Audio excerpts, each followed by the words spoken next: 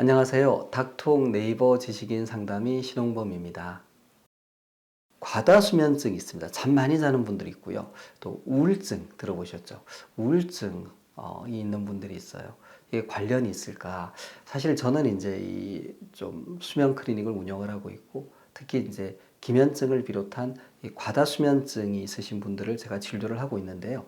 근데 그분들이 이제 그 증상을 느끼고 바로 저희 병원에 오시는 경우도 있지만, 사실 몇 년 동안 다른 이제 병의원에서 치료를 받다가 오시는 분들이 있어요. 근데 사실 이렇게 수면 클리닉이 흔치 않거든요. 이게 특히 이제 뭐 서울 시내는 좀 있지만 지방에는 아무래도 수면 클리닉이 없는 곳이 많습니다.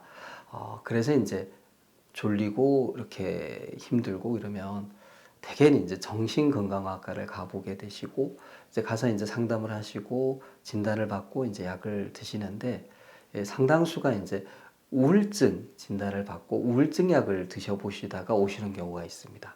이게 사실요, 이 우울증 환자분들이 보면 밤에 잠을 잘 못 주무시는 경우도 있고, 또 거꾸로 너무 많이 주무시는 분이 있어요. 밤낮 없이.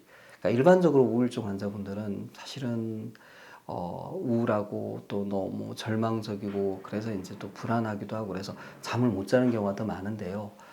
우울증 중에도요, 비전형 우울증이라는 게 있습니다. 그러니까 보통 우울증하고 좀 다른 우울증이다라는 뜻이겠죠.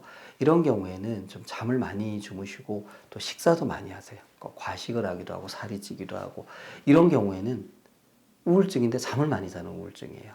근데 이제 정신건강학과 선생님들이 이제 공부하실 때 그런 내용을 다 알고 계시기 때문에, 어떤 분들이 이제 잠을 많이 자고 그래서 이제 학교 생활에 흥미도 없고 또 적응이 힘들고 이러면, 아, 이분이 비정형 우울증이 아닌가라고 생각하고 또 그게 맞는 치료를 하시게 되게 되는데, 사실 비전형 우울증이 금방금방 낫는 병은 아니거든요. 그러니까 이제 금방 그 졸리거나 이런 게 좋아지지 않더라도 약을 꽤 오래 드시게 되기도 하죠. 사실 이제 기면증이 워낙 희귀한 질환이기 때문에 정신건강학과 선생님들이 이제 잘 모르시는 부분도 있을 수 있어요. 의심을 하지 않으면. 또 한편으로는요, 그 ADHD라고 들어보셨죠? 주의력 결핍 과잉행동 장애인데, ADHD가 이 과잉행동 장애만 있는 게 아니에요. 우리 이제 예를 들어 한 6살, 7살짜리 꼬마가 막 식당에서 막 이렇게 난폭하게 뛰어다니고 막 소리도 지르고 이러면은 쟤 ADHD 아니야? 뭐 이렇게 이제 얘기하고 사실 맞는 경우가 많은데, 그런 타입 말고요.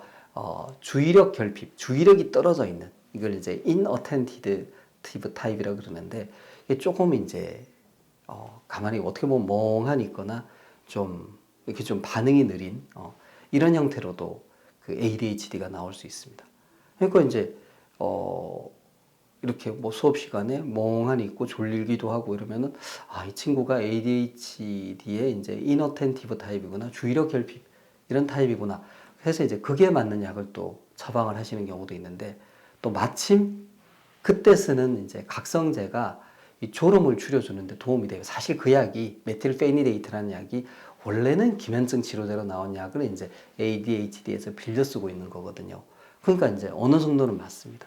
그러니까 내가 ADHD 약을 먹으니까 덜 졸리니까 집중도 좀 되고 공부도 되죠. 나 이게 집중력 좋아져서 나는 ADHD 맞나 봐. ADHD 치료제가 효과가 있어. 근데 이제 그 효과가 그렇게 또 항상 좋지 않고 좀 지속이 안 되는 경우가 많습니다. 왜냐하면 이게 그 약 자체가 내성이 좀 생기기도 하고, 또 우리가 ADHD에서 쓰는 약물의 용량과 기면증 치료에 쓰는 약물의 용량이 차이가 있거든요. 그러니까 충분한 치료 효과가 나오질 않습니다. 그러니까 좀 뭔가 좀 도움이 되는 것 같은데 조금 실망스럽기도 하고 이제 그렇게 되죠.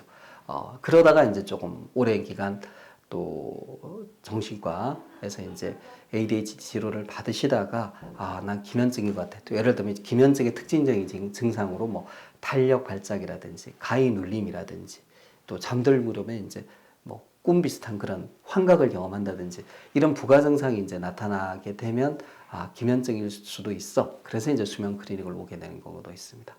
그래서 이제 정리를 하자면, 많이 졸리는 분들 중에 이제 우울증으로 진단을 받기도 하고 ADHD로 진단을 받을 수도 있다. 근데 사실은 이제 기면증일 가능성도 있다. 그래서 이런 졸음 상태가 지속적이라면, 저기 3개월 이상 지속적인 졸음이 있고 그 졸음이 중고등학교 무렵에 시작이 됐다면 기면증일 가능성이 높고, 기면증에 대한 좀 전문적인 검사를 통해서 이제 확진이 된다면 그게 맞춰서 이제 약을 드시는 게 훨씬 더 효과적으로 증상을 조절해 줄 수 있고요. 또 이제 기면증은 뭐 건강보험 산정 특례 질환이라서 약값, 진료비 이런 것들이 이제 또 많이 저렴하게 되는 그런 부분도 좀 있습니다. 이상입니다.